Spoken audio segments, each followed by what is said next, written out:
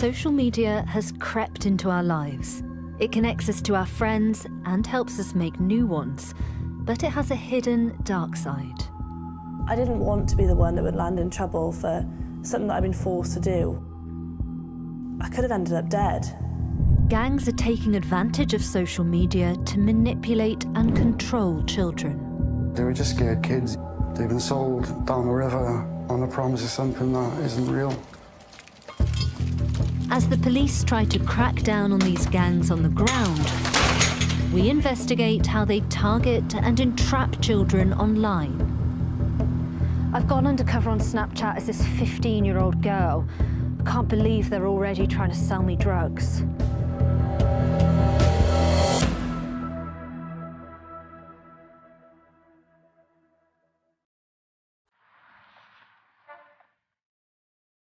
I had a pretty average childhood, but I had really severe anxiety, low mood, depression.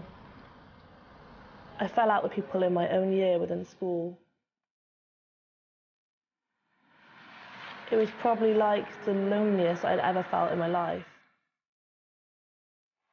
I really didn't have anyone to turn to at that point. I couldn't even turn to my own family. I just felt very trapped. I definitely knew that there was one reason and one reason only why I was there. That is a girl's place in a gang, from a drug dealer's point of view, for sex. The darkest moments of Anna's life when she was just a teenager. Anna ended up in that dark place after she was exploited and controlled by a drugs gang. She's one of many children who are groomed by those gangs on social media. I want to find out how that's allowed to happen online. The thing is, these gangs are sophisticated and dangerous. They don't want people like me knowing what they're up to. They create such a culture of fear that most people like Anna are too scared to speak out. But she's agreed to tell me her story. For her, it started with a friend request on Snapchat from a young man she'd met on a night out. I'd given him my social media, and then he'd be quite romantic, quite flirty, and just shown a massive interest in me. How often were you getting these messages from him? We'd message 24/7. So your phone would just be going non-stop? Yeah, pretty much, yeah. The constant messaging and attention made Anna think she was getting into a relationship, but he had other ideas. Where Anna saw a man not much older than herself taking an interest in her, he was actually working for an Eastern European drugs gang and saw Anna as young, vulnerable, and ripe for exploitation. Soon, he was asking her to help the gang. It was a bit scary at first, but I kind of realised that I didn't look like your typical drug dealer, so I could get away with it a bit easier. Anna felt like she was doing a favour for someone who cared about her.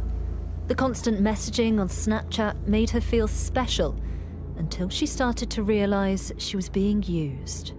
I thought that this person was my boyfriend, and I would see messages from other girls or him messaging other girls. It was quite heartbreaking, really, because he was the only person I had really to turn to. Do you think he'd kind of built this sense that you depended on him through social media? Yeah, definitely, yeah. Anna didn't realise it at the time, but what she's describing is grooming. That's how the gang entered her life, and they're about to change it forever. This wouldn't have happened if I wasn't connected to him on social media in the first place.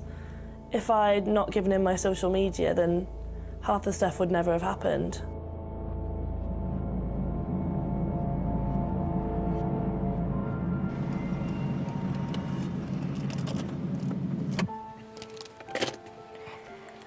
Ever since speaking to Anna, I've been thinking a lot about this. Every teenager has one, and I'm starting to understand that for gangs, that's an easy way to exploit children. I've decided to build a fake profile for a 15-year-old girl who I'm calling Mia. Look, here she is. I'm not going to look specifically for drugs with this account. I'm just following things that a real teenager might be interested in, like music and funny videos. But within a few minutes, I'm amazed at what I see. I'm looking at this page with videos of cars and bikes, and up pops a link to another app. It's called Telegram. I click on the link and it takes me to a page selling me all sorts of drugs, from ketamine to cocaine. I'm actually quite surprised. I really didn't think that I'd be exposed to this stuff so quickly. I'm going to an area of Cardiff near the city centre.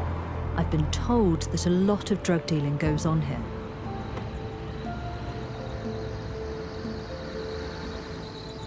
I've got the same phone with the same fake account, and I want to have a look at that app that popped up earlier, Telegram. Telegram has this feature where you can look at the people in your area in real time. And look, all around me, there are people selling drugs. There's a guy on here selling MDMA, ketamine, meth, even heroin, and he's only 400 meters away. They're not even trying to hide their accounts. This stuff is really easy to find. And if you're a child with a phone, I think you could stumble across it without even meaning to. I want to understand why these gangs put so much time and effort into reaching children online. Why would they recruit kids to do their dirty work? I need to talk to someone who's been on the inside and seen how these gangs work. I've been given this guy's details from a contact who met him when they were in prison together. I'm going to give him a call. Hi, I'm Charanpreet. I'm a reporter from the BBC. How's it going? Hi, how's it going? Tom's agreed to meet me and tell me what it's like working for drugs gangs. Okay, just give me a time and a place, yeah? Yeah, lovely. Thanks so much, Tom. All right, thank you. He's going to show me around Roath in Cardiff. That's where he used to operate. He's asked us not to show his face in case the gangs he was involved with come after him. Hiya, Tom. Hiya, how's it going? You all right? Yeah, good, thanks. Good to see you. First house down here, there was a flat in there. There was one right next to the lane by here. Where's the lane? There's the lane there. So you had a flat trap house there, and a trap house right in the end house by here. What is a trap house? So you've got a flat built for one person with like 3 or 4 people in it with the sole purpose of selling drugs. But the inside of it would be just like you'd have your 2 like shotters, like the people who are selling drugs, like, you know, you'd have the person who lives there, then you'd have your regular punters who would come in, buy drugs, use the drugs there. This area is just full of drugs. Areas around the city centre are full of gangs, not from this city, operating, selling drugs. From cars, from flats, to like 5-bedroom, like gorgeous houses over in Pennyland. It doesn't discriminate. It's everywhere. What Tom's talking about here is a system called county lines, where gangs from bigger cities like London and Birmingham start selling their drugs in smaller places like Cardiff. That's how he entered this world. In return for free drugs, he helped the gangs establish themselves on his home turf. I've rented them a car, I found them somewhere to stay, it's all going good. I'm like driving them across the city, like dropping bits and bobs off to different people. It's all going cool, I don't have to pay for drugs, don't have to pay for a thing, to be honest. Like, they treat me like royalty. But that's how it starts. That was like the honeymoon period. For a few years, this was Tom's life. and it was a deal that worked for him. But then the stakes got higher, and the people he was being asked to drive around got younger. At the start, we were like 21, 20, and that got down to like 17, 16. You know, some of them are borderline 16. You're thinking, you know, there's no way, like, you're the age you're telling me. Do you remember the first time that you drove kids back? Yeah. What did you think? You know, that must have been a turning point. You know, that previously it's been ferrying these gang members about, and then suddenly it's kids. Oh yeah, by that time when the like teenagers are coming back with me, like my honeymoon period was well over. Like, you know, I was in it up to my eyes. I couldn't see a way out. I was convinced I was either going to be murdered in my car by some guy in the back seat putting a knife through me, or I was going to end up in jail, like one or the other, like, you know. I couldn't see any way out. If you were picking them up, weren't you part of the problem? I was in the problem. I was in fear of my life the whole time. Speaking to Tom, I can start to understand how these gangs use fear to control and manipulate people. That's what happened to Anna too. By now, the gang was plying her with drugs, but that came at a cost. We would just drive around and they'd be drug dealing and we'd just be listening to loud music. They had a boot full of drugs. They would just say, just put your hand in the bag and take whatever you want out.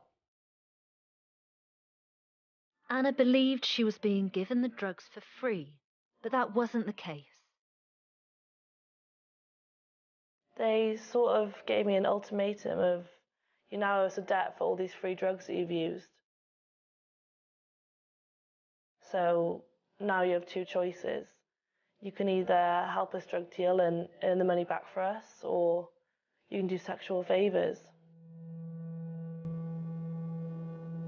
Anna was trapped by a debt she'd never be able to pay off. The gang now wanted more from her. Even though she was just a child, they were asking her to get involved in riskier drug deals. So she had a terrible choice to make. I chose the option that I thought was going to land me in the least trouble with the police and stuff. Which option was that? The sexual favours. What's going through your head? Just panic, really, because I didn't feel like I was in control of the situation at all, and I didn't really know what they were capable of.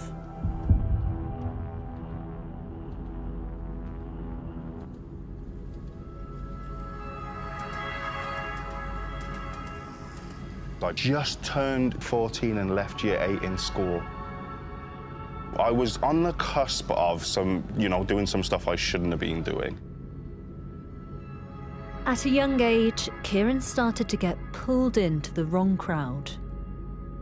And then my mum wanted to move back to be closer to her family, so the whole family just upped and left. In Birmingham, it was all live in person. If you were going to be groomed into a gang, you would be approached. You would have to be approached. There was no other way they could contact you. When I moved to Newport, the whole gang culture and county lines and drug dealing thing, it wasn't at the forefront. That was more than a decade ago, but now social media has given gangs easier access to children. Well, they've got an endless supply of vulnerable young people that they can tap into. If you've got a certain amount of people that follow you on any social media site, you can literally post who wants to work, who wants to earn some money, and you'll have a lot of vulnerable people. Before you know it, they're right into the criminal world straight away. Now Kieran hears firsthand what children are experiencing through the Crime Stoppers helpline. I'm just worried. A lot of young people are scared of this county lines thing because it is happening around them. It's happening right in front of us, and you've only got to go on social media and you'll see it. That isn't just boys this is happening to, it's also happening to young girls as well, at quite a frightening rate. It's young girls who will think they're in a relationship with someone that's genuine, send them explicit pictures, and before you know it, them same pictures, they can quickly be turned around and used against them to make them do things that they shouldn't and don't want to be doing. Holding drugs for their boyfriend or holding a weapon. Something that can get them in a lot of trouble and possibly end them in prison or worse off than prison. When Tom was working for gangs, he came face to face with the impact of this grooming. He took me to the coach park in Cardiff, where the gangs used to send him to pick up the teenagers they targeted. How does it feel being back here? Horrible. Horrible, yeah. It's bringing back so many memories, like, you know. What kind of memories? Well, like, you've got these teenagers coming down. They were just scared kids, you know. They've been sold down the river on the promise of something that isn't real. There was a girl in particular. She came down, she was playing the part of being in a gang. She was feisty and... What did you think when you first saw her, you know, beneath that... I thought, beneath my that bravado. God, what are you doing here? That's what I thought. She was tiny, she was like 6 stone. Tiny little thing. Big smile. But that smile just faded over time. That smile was gone. She always looked like she was going to start crying at any second, you know? And I get it, I understand it, like, you know, I get that. I get that fear. And what was she doing here? Why was she here? Her mum owed a few grand out, wherever they were from, and to pay that debt. There you go, take her. She had this engagement ring that one of the guys gave her. They were in love, you know. Which guys? One of the gang. After a few days, like, I come into it, and there was she'd had enough, you could see, like, you know. She knew she was in over the depth. The guy nobody contacted her, you know. So her supposed fiancé? Yeah, that all just faded away. That all melted, like, into the floor. So she was a scared teenager. How do you feel about the fact that you were part of that system? Horrible. Dirty. Sorry. Guilty, ashamed.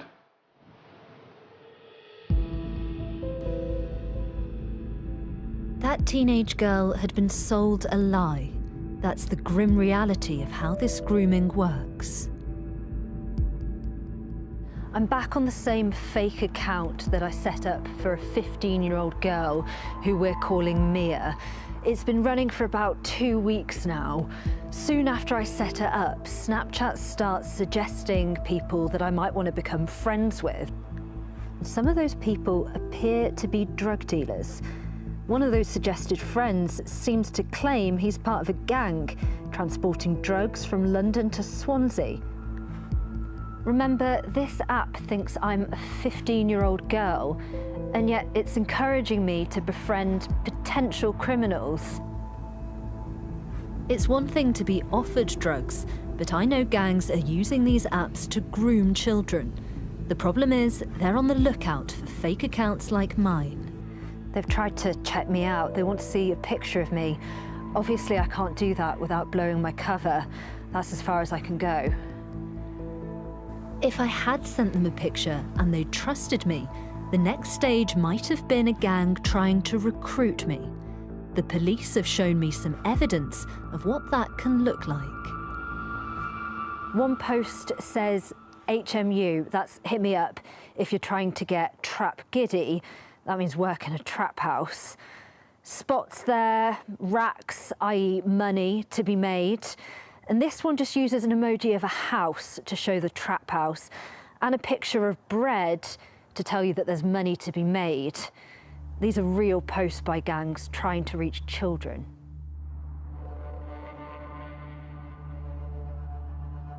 It can happen really quickly. I've spoke to young people who it's happened to, and they tell me, I don't know how it happened. One minute I was just engaging with a page on a website, and then I was being asked to do jobs, and then they were telling me I owed them money, and I couldn't get out of this trap. So, as sad as it is, young people have died. I've known young people who have been caught up in that lifestyle that have passed away. It's all exploitation, and you're taking all the risk.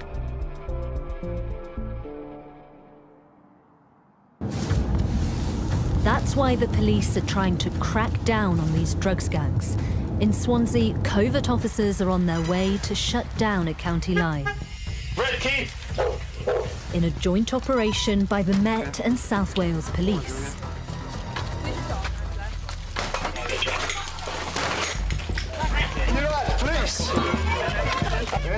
Inside, a man suspected of running the line, which supplies crack and heroin. Time now is 8:52. You're under arrest on suspicion of being concerned with supply Class A drugs. Class A drugs. Okay. They find thousands of pounds concealed in his kitchen units and a mobile phone. Is that your phone? Yeah, that's mine. What? They also raid a suspected accomplice's house and retrieve what looks like drugs that have been flushed down the toilet. It's a decent amount of heroin, but looks of it. Zeph? Yeah.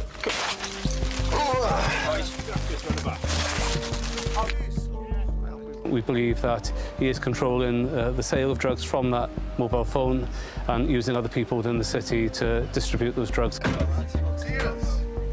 The suspect in this case was an adult, but often the police find children when they carry out these raids. That may be children who are holding drugs on behalf of adult drug dealers. So those children may feel that they're part of a county line, or they've been forced into it, or they may not understand that they've been groomed to an extent, but we will look for those factors and those indicators, and we will treat exploited children as victims, and we will not treat them as criminals where there is evidence that they are being exploited. I can tell from talking to the police that they're trying to change their approach to children caught up in county lines. But I know that Anna never had the opportunity to be treated as a victim. As time went on, the gang's abuse intensified, and one night she was duped into going to a house where members of the gang were waiting for her. They held me against my will, and I was sexually assaulted by more than one person, and they wouldn't allow me to go home. And these are grown men? Yeah. So they were members of the gang. Did you know them? I didn't know any of them, and none of them spoke English. I just remember leaving and just feeling really disgusted in myself, just thinking that it was my fault that I ended up in that situation. Throughout this period, did you ever think about going to the police? No, that was never an option for me. Why is that? I didn't trust them. You know, you hear about these stories where girls turn to the police and they end up in a worse situation than what they were in the first place. And also with the thought of me drug dealing, basically I didn't want to be the one that would land in trouble for something that I was being forced to do. Anna told me she didn't want to talk to the police, even when she thought her life was in danger. I've heard this time and time again, children fearing reprisals if they end up giving evidence against gang members. I think our response has got a lot more sophisticated, so we would look to build an investigation where we're able to present that evidence to the court without the need of having to put a child who is unwilling to give evidence or unable to support that investigation. I wonder if this could have helped Anna. It might have put her abusers behind bars and helped her move on. Even if you aren't in court yourself, there will still be details that will be discussed that would be identifiable that it is you and that has come from you. And inevitably, that drug dealer leaves prison. If he does get prosecuted, all the rest of the gang on the outside hear about it. What happens in this world if you do snitch? You could have a target on your head for the rest of your life. Anna found her own way to escape the gang's clutches. but she could never be sure that she was completely safe. I slowly started avoiding them as much as I could. And then it wasn't until sort of a few months of that maybe where I just got the courage to just block and delete. So you kind of went underground on social media? Yeah, I had to. How long did it take to stop looking over your shoulder all the time? I don't think it ever does stop. Anna got out of being exploited by the gang in the same way she got in, social media. Talking to her, it feels like that's the key to stopping this from happening to others. And it's companies like Snapchat that have that power.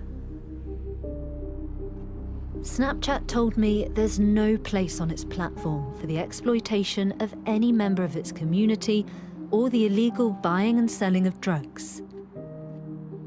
It says it's working to protect younger children from people they don't know, and it has a team collaborating with police and experts to understand drug-related trends. Both Snapchat and Telegram say their moderators proactively monitor content to keep people safe, as well as allowing users to report harmful material. Whether they intend to or not, social media companies have created a space where gangs can exploit and control people. People like Anna and Tom, and once they're in, it's hard to get out. Years of working for gangs took its toll on Tom, but he did eventually escape. They knew where I lived. They knew where my wife was. They knew where I was working at the time. I can't say it was glamorous or it was cool or I felt part of a team or I felt part of a brotherhood or a gang. I was just a pawn. You know, like I was used from day one. People's lives have been demolished, ruined. My life has turned around so much, like you don't even know. I'm doing things in my community, for my community, and I never ever thought I'd be doing that. And I love that. But there's always this part of me that thinks, what if, like, you know, what if I went another way? In the end, it was a knock on the door that changed things for Tom. When I seen police, it was just relief. When my house was raided, I thought I was getting shot or murdered. Many a time I thought I was going to die.